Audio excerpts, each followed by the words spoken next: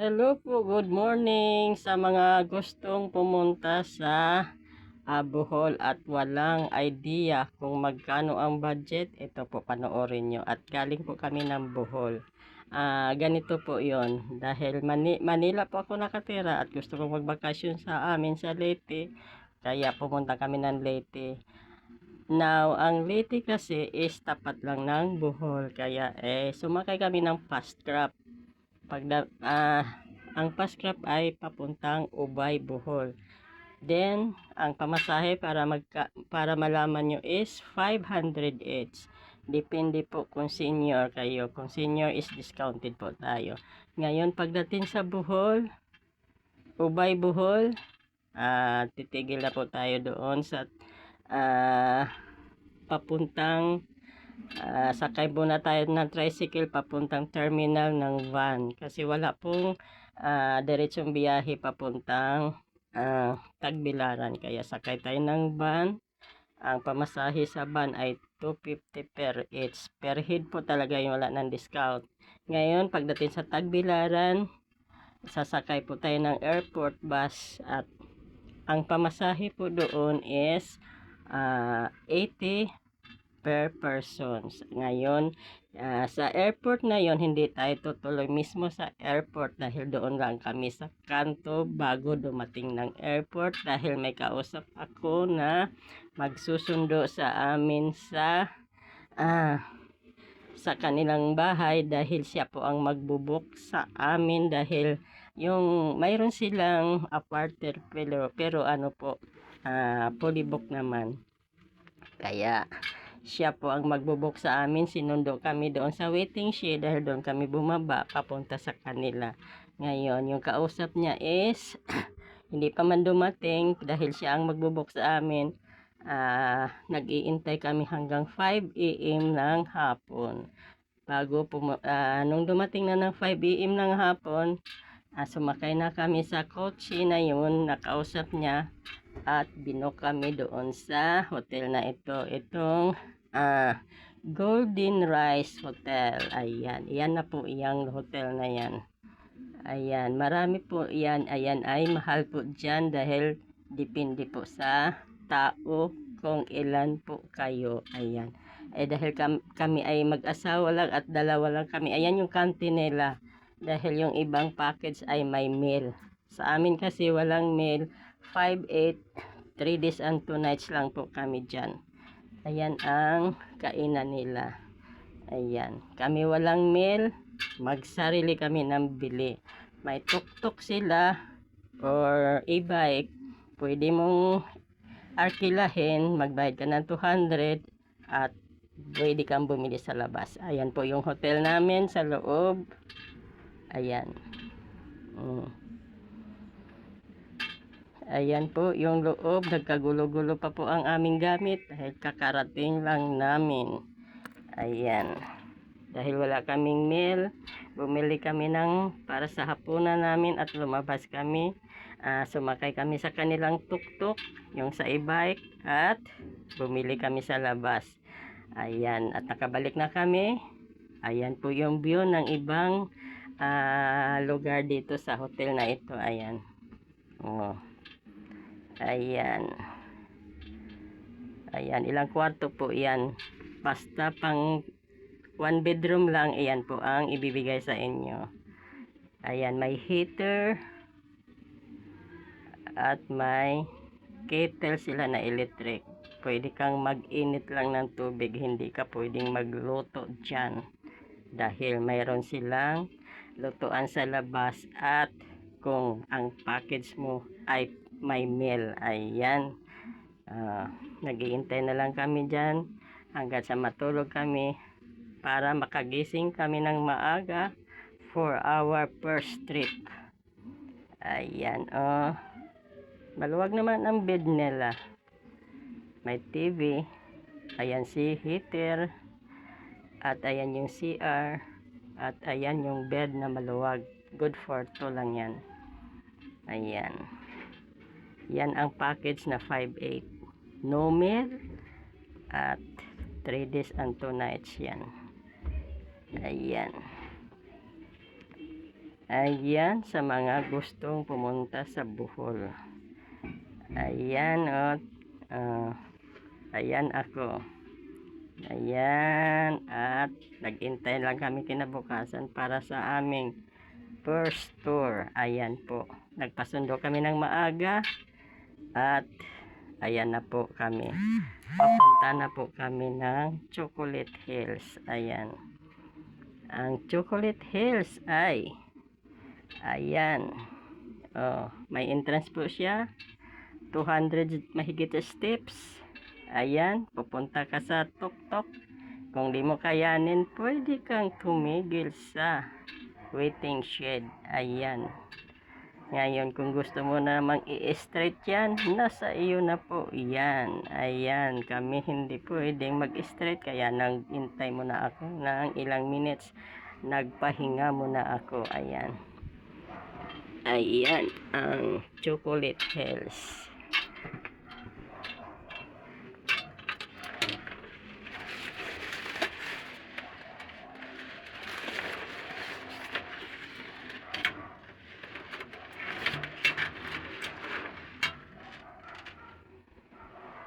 Ayan, dito na tayo sa Chocolate Hills. Ayan, marami mo makikita ang Chocolate Hills. Hindi naman siya talaga chocolate dahil green ang mga bundok na yan. Alam mo kung ilang bundok yan? Marami po. 1,700 mahigit. Parang islands din ano. Ayan, dahil maaga pa, konti pa lang ang tao. Kaya konti pa lang kami. Ayan, pero talagang dinadayo ito ng mga foreigner. Ayan, ang Chocolate Hills. Napakadami-dami. Makikita mo siya sa tuktok kung nasa tuktok ka na ng hagdanan na ito. Ayan. Next destination is Butterfly Sanctuary. Ayan. Itong mga butterfly na ito, cultured sila. Nangingitlog sila.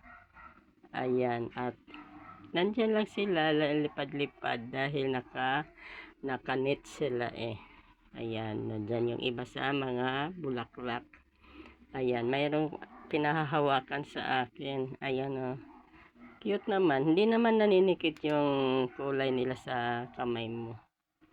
Ayan, pwede mong hawakan at pwede mong paliparin. Ayan, di ba wala namang nanikit?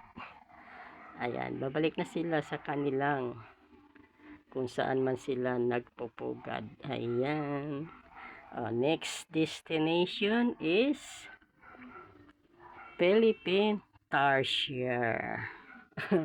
Ayan. Bago ka papasukin dito ay mayroon pa silang patalastas na nasa TV at ang nakalagay, bawal maingay, bawal hawakan, at kung ano-ano pang patalastas nila. Ayan, bago ka paakyatin sa hagdanan. Dahil maaraw, ang mga tarsier pala hindi nagpapakita. Nagtatago sila, pero tinuturo lang sa amin kung saan sila nagtatago. Sa gabi pala daw yan lumalabas. Ayan kaya tinuturo lang sa amin. Marami sila, pero ang napicturan ko lang ay ito lang yung nailagay ko sa video na ito. Ayan, pero marami akong video nitong mga tarsier na ito. Ayan ayan ayun, yung nandoon sa ano na yon. Ayun maliit lang pala siya, kala ko naman malaki. Ayan ang tarsier. Ang next destination natin is, pang ilan na itong tour natin, 1 day lang ito ha. Lubok River Cross. Ang Lubok River Cross ay magbayad ka ng 1,000 per head. Only buffet tayo ngayon. Eat all you can. May singer, may guitarist, may waiter, at iba't ibang nation ang nandito. Ayan. Kasi ito, napapansin namin parang crew lang ang Pilipino at saka kami. Karamihan ay iba-ibang nasyon ang nandito dahil talagang dinadayo itong Lubok River Cross ng mga dayuhan. Ayan. Marami ito. Yung iba papunta, yung kami papunta lang din at yung iba pabalik na. Ayan. Hanggang sa dulo ito. Habang kumakain ka, nakikinig ng music. Ayan. Nare-relax ka naman. Oh, kami kasi busog na. Hindi na kinaya. Kaya pahinga muna kami.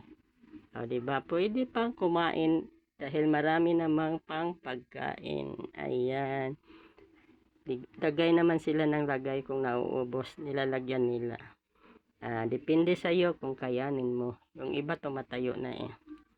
Ayan. Nanonood na lang. Ayan ang Lubok River Cross. Ayan. Karamihan ay ibang nasyon ang nandito. Ayan ang waiter. Hindi naka-uniform ang waiter nila. Ayan. Ako po yan.